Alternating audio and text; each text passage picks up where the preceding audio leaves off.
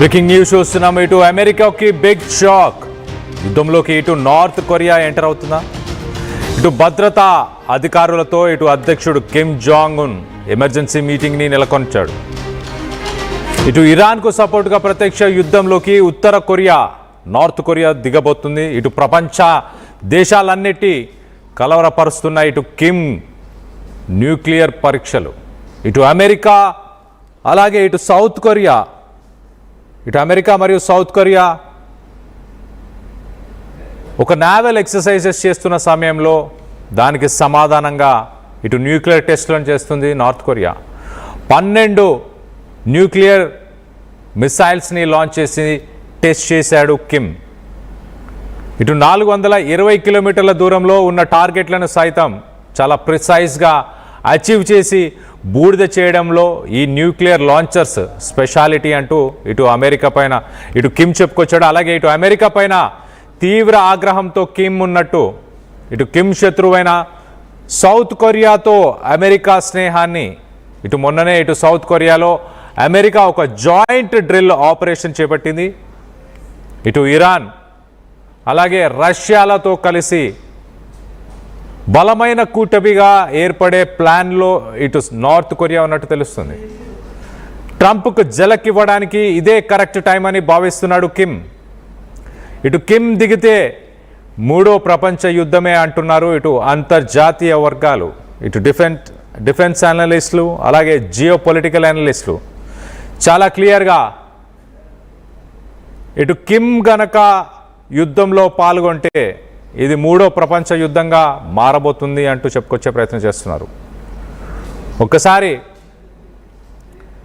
ఇటు south sea of జపాన్లోని సునాన్ ఏరియాలో ఇటు నార్త్ కొరియా 10 బ్యాలిస్టిక్ మిసైల్స్ని ప్రయోగించింది. ఇటు nuclear capable multiple rocket launcher system MRLS అనే ఒక రాకెట్ లాంచర్ సిస్టమ్ని తన కూతురుతో పాటు కిమ్ జాంగ్ తన కూతురుతో పాటు కూర్చొని మొత్తానికైతే వీక్షించినట్టు తెలుస్తుంది. దానికి సంబంధించిన విజువల్స్ని ఒక్కసారి చూసే ప్రయత్నం చేద్దాం. 여기에 몸으로 있지 않을 것은 분명하다. 난 타격 범위 내에 있는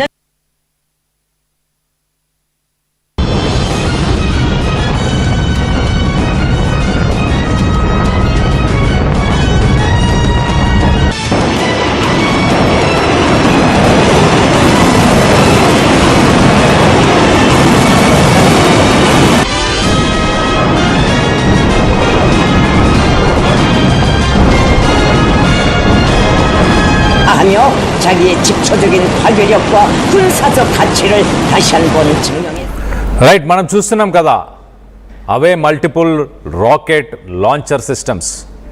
ఈ రాకెట్ లాంచర్స్ నుంచే దాదాపు 10కి పైగా ఇటు న్యూక్లియర్ క్యాపబుల్ మిసైల్స్ని ప్రయోగించినట్టు తెలుస్తుంది.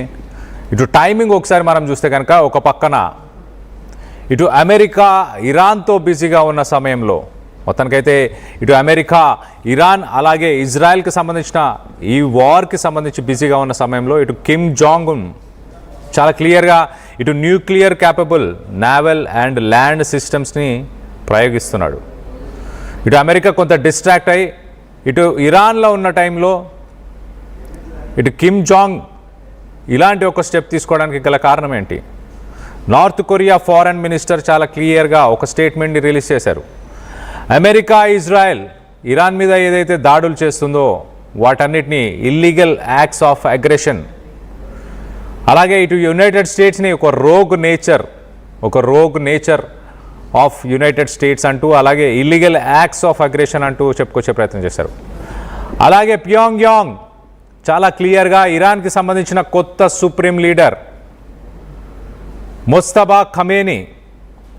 ముస్తఫా ఖమేనీకి మా ఫుల్ సపోర్ట్ అంటూ ఇటు నార్త్ కొరియా చాలా క్లియర్గా ఒక స్టేట్మెంట్ ఇచ్చింది. శాంక్షన్స్ ఇచ్చిన దేశాలన్నీ అంటే ఇటు రష్యా, నార్త్ కొరియా అలాగే ఇరాన్ ఈ కంట్రీస్ అన్నీ కూడా యునైటెడ్గా ఇటు అమెరికాని ఎదుర్కొనే అవకాశం ఉండబోతుంది అంటూ ఇటు ఒక నార్త్ కొరియా స్టేట్మెంట్ అయితే చాలా క్లియర్గా వచ్చింది. మిలిటరీ అనలిస్టులు ఇటు నార్త్ కొరియా చాలా క్లియర్గా అమెరికా ఇరాన్ మధ్య జరుగుతున్న యుద్ధాన్ని అక్కడ యూజ్ చేస్తున్న టాక్టిక్స్ని అమెరికా మిసైల్ డిఫెన్స్ సిస్టమ్ని రియల్ టైంలో వాళ్ళు ఎలా ప్రయోగిస్తున్నారు, ఎలాంటి స్ట్రాటజీ యూజ్ చేస్తున్నారు అని ఎప్పటికప్పుడు ఇటు నార్త్ కొరియా వాటన్నిటిని గమనిస్తుందంట.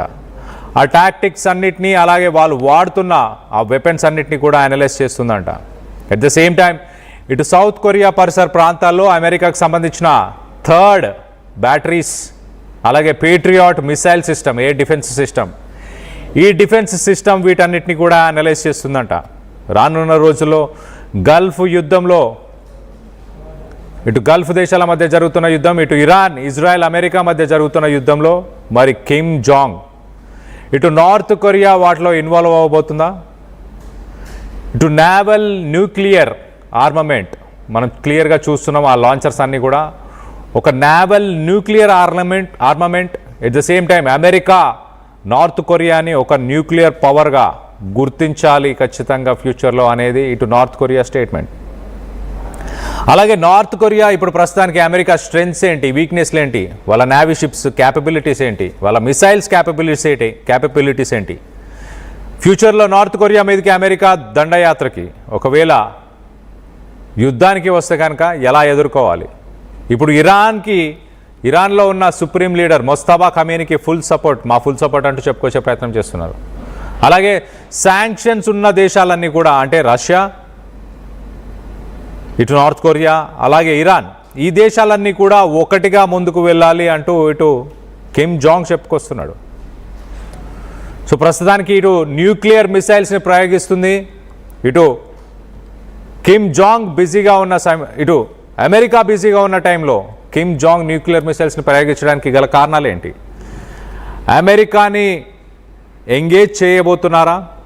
అమెరికాకు సంబంధించిన నేవీ షిప్స్ని, పేట్రియాట్ మిసైల్ సిస్టమ్స్ని, థర్డ్ బ్యాటరీస్ని, వీటన్నిటిని కూడా కిమ్ జాంగ్ టార్గెట్ చేయబోతున్నాడా?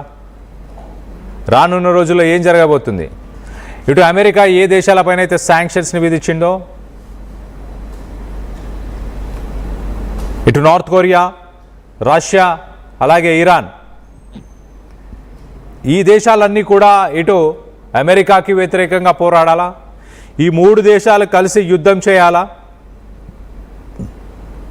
అన్నదానిపై మీ అభిప్రాయాలు ఏంటనేది కింద కామెంట్ రూపంలో తెలియపరచండి. మొత్తానికైతే కిమ్ జాంగ్ ఇటు అమెరికాని టార్గెట్ చేస్తూ ఇటు ఇరాన్ని సపోర్ట్ చేస్తూ యుద్ధంలో అమెరికా చేస్తుంది తప్పు, ఇజ్రాయెల్ చేస్తుంది తప్పు. రానున్న రోజుల్లో ఒక న్యూక్లియర్ పవర్గా నార్త్ కొరియా ఎదగబోతుంది అంటూ ఇటు కిమ్ జాంగ్ అయితే చెప్పుకొచ్చాడు. ఒక న్యూక్లియర్ మిసైల్స్కి సంబంధించిన టెస్ట్లను అయితే చేశాడు. తన కూతురుతో పాటు కూర్చొని ఆ టెస్టులని, ఆ మిసైల్స్కి సంబంధించిన టెస్టులని వీక్షించాడు. దానికి సంబంధించిన విజువల్స్ని ఒక్కసారి చూసే ప్రయత్నం చేద్దాం.